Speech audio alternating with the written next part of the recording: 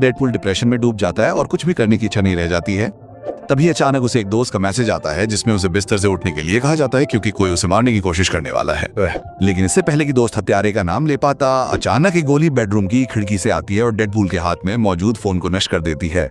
इसके बाद वेड बाहर देखता है कि उस पर किसने गोली चलाई है और जैसे ही उसे पास की एक इमारत पर स्नाइपर दिखाई देता है। डेडपूल अभी भी उदास है। वो शूटर को बेहतर दृश्य देने के लिए जल्दी से अपना सिर बाहर निकालता है, लेकिन वो फिर से गोली चलाने से पहले ही फैंटास्टिक फोर और जिस राक्षस से वे लड़ रहे थे उसके सामने कुचल जाता है।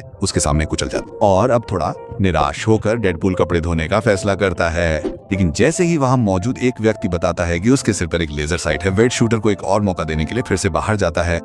लेकिन जैसे ही वो ट्रिगर दबाने वाला होता है, वरीस स्नाइपर एक एलियन जहाज द्वारा अपहरण कर लिया जाता है वरीस, और इस तरह वेड एक बार फिर से भागने में सफल हो जाता है। थोड़ी देर बाद डेडपूल एक फूड स्टॉल पे खाने के लिए कुछ खरीदने के लिए लाइन में खड़ा होता है, लेकिन जैसे ही करीन अचानक उस पर चिल्लाना शुरू कर देता है, अचानक महिला वेड के पीछे कुछ देखकर चौंक जाती है और ये पता चलता है कि हत्यारा एक बार फिर अपना काम खत्म करने आया है।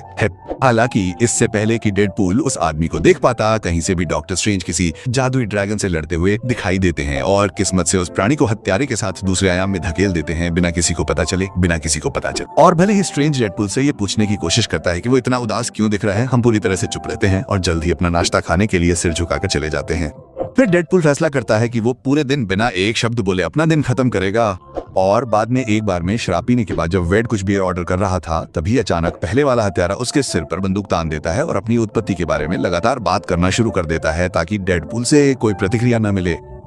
लेकिन जब वेड उस आदमी को पूरी तरह से नजरअंदाज करता रहता है, वो हत्यारा उसे वहीं पीटना शुरू कर देता है और समझाता है कि पहले वो आदमी था जो मजाक करते हुए लोगों को मारता था, लेकिन जब से डेडपूल शहर में आया है हर कोई उसके लिए सम्मान खो चुका है, हर कोई। अब वे ये निष्कर्ष निकालते हैं कि दुनिया उन दोनों के लिए काफी बड़ी नहीं है और घोषणा करते हैं कि वो दिन आएगा जब डेडपूल किल हंसते हुए हत्यारे के हाथों मर जाएगा। और अब उस हास्यास्पद नाम को सुनकर डेडपूल बस बिना रुके हंसने लगता है और बस जाने का फैसला करता है। बार में ग्रेनेड फेंकने के बाद उसकी उदासी को ठीक